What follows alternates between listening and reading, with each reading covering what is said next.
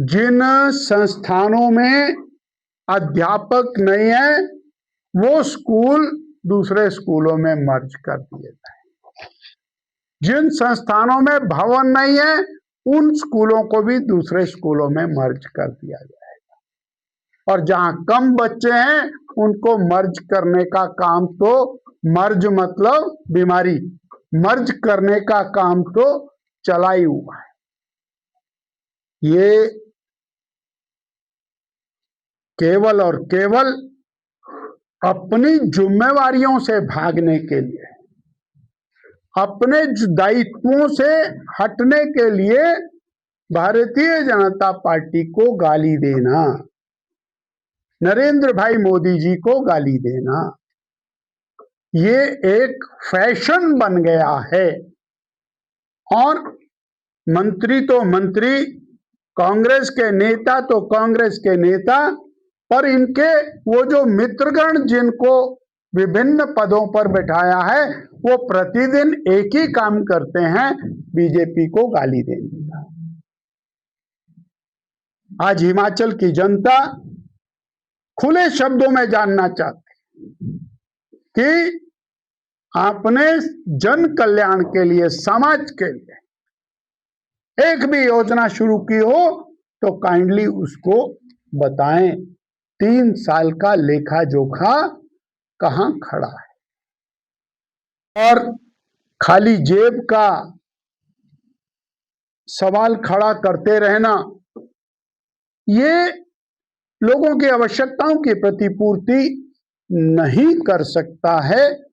और आज स्थितियां पूरी तरह से सरकार के नियंत्रण से बाहर जा चुकी हैं। मेरा आपके माध्यम से मुख्यमंत्री जी को सुझाव है कि ये दूसरों के ऊपर जिम्मेवारी डालने का, दूसरों के सिर पर ठीकरा फोड़ने का जो उनका काम चला है, इसको बंद करके अपनी जिम्मेवारी को जनहित में संभालने का कष्ट करें। वर्तमान कांग्रेस की सरकार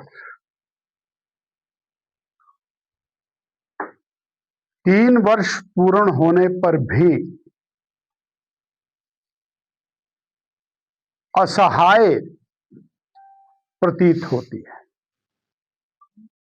आपके माध्यम से ये कहना चाहूंगा कि एक भी जन कल्याणकारी योजना 3 साल में वर्तमान प्रदेश की सरकार ने शुरू नहीं की है।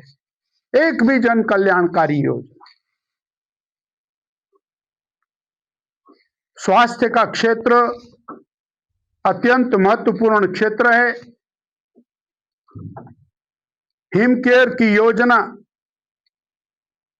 और जिसका लाभ करोड़ों प्रदेशवासियों, लाखों प्रदेशवासियों को मिल रहा था, उस लाभ से सबको वंचित करने के बाद भी वो नई योजना नहीं ला पाए। आयुष्मान केंद्र सरकार की योजना है, उसका लाभ भी हिमाचल प्रदेश के जनमानस को नहीं मिल रहा। और हिमाचल का मरीज दर दर की ठोकरें खाने को मजबूर है। 108 पूरी तरह से डिरेल हो गई है, अपने टाइमिंग को पकड़ नहीं पा रही। 2-2, 3-3 घंटा एक एक कॉल के ऊपर गाड़ी पहुंचती नहीं है।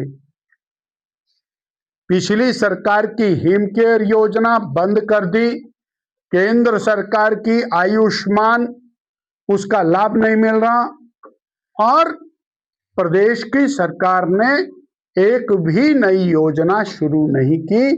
प्रदेश की जनता 3 साल के बाद खाली हाथ बैठी है। के कल्याण के लिए, बेरोजगारों के कल्याण के लिए एक भी योजना पिछले 3 साल के अंदर प्रदेश की सरकार ने शुरू नहीं की है। और वो बेरोजगार जो इस उम्मीद में लगा करके बैठा था कि मुझे 1 लाख सरकारी नौकरी और 5 लाख रोजगार पहली कैबिनेट में मिलेंगे, उसके लिए नौकरी भी नहीं मिली, रोजगार भी नहीं मिला, परंतु उसके लिए कोई योजना भी ऐसी नहीं मिली जिसके भरोसे वो अपने आप को आगे कर सके। इसी प्रकार से महिलाओं के उत्थान के लिए एक भी योजना इस सरकार ने शुरू नहीं की। गरीबों के कल्याण के लिए भी कोई योजना इस सरकार ने शुरू नहीं की, और योजना शुरू की है तो केवल और केवल संस्थानों को बंद करने की योजना इस सरकार ने शुरू की। ये जो व्यवस्था परिवर्तन, मैं पिछले कल भी माननीय मुख्यमंत्री जी को सुन रहा था, वो व्यवस्था परिवर्तन को बहुत ज्यादा एम्फेसिस के साथ कह रहे हैं।